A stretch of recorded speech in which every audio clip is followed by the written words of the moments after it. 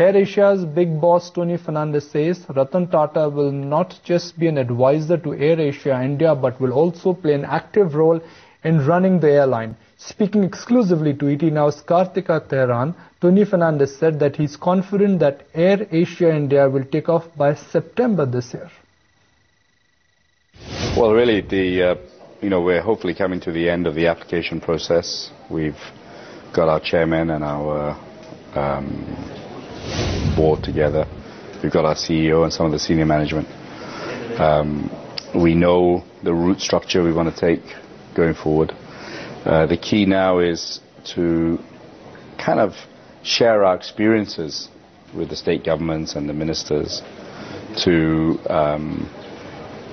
show what LCCs can do, a true LCC can do for the economy in India and in terms of creating jobs and growing tourism, etc. FIPB has already given you a green signal to go ahead, if I'm not wrong. So what is the plan from here on? You're also waiting for the ministry approvals to come through? Yeah, and we have to wait for the NOC, which we hope is imminent, and then we have to get our AOC approved. Then we're in a position to start. How much time do you think the entire process is likely to take? It is, we're still aiming for September, October. It's really the government of India. We can't really say when that will be, but we're hearing some positive signs. What is your flight plan? You are planning to start as a regional player for now. Would you possibly look at a pan-India operations going forward? Yeah, all in due course. There's no rush. We do it properly. India is a continent. It's not something we want to rush. We want to deliver all the expectations that we've said. We want everyone to be able to fly, which means we have to create the right cost structure and the right fares.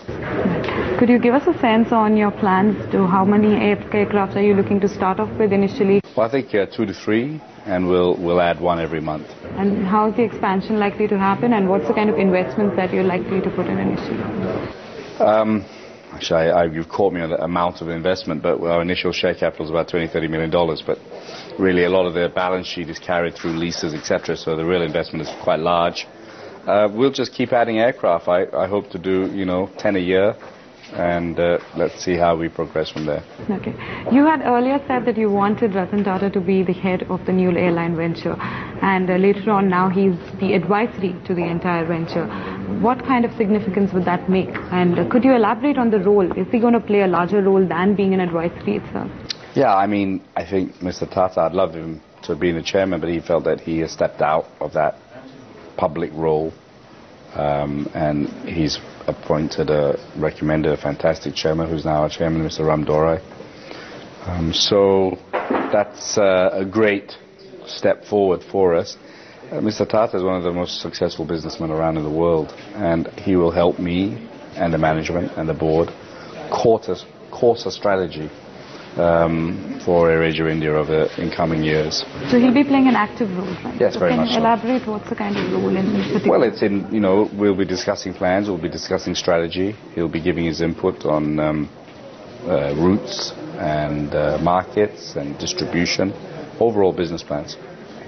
So the new chairman also, there are questions being asked and raised about him not being too experienced to handle the aviation space.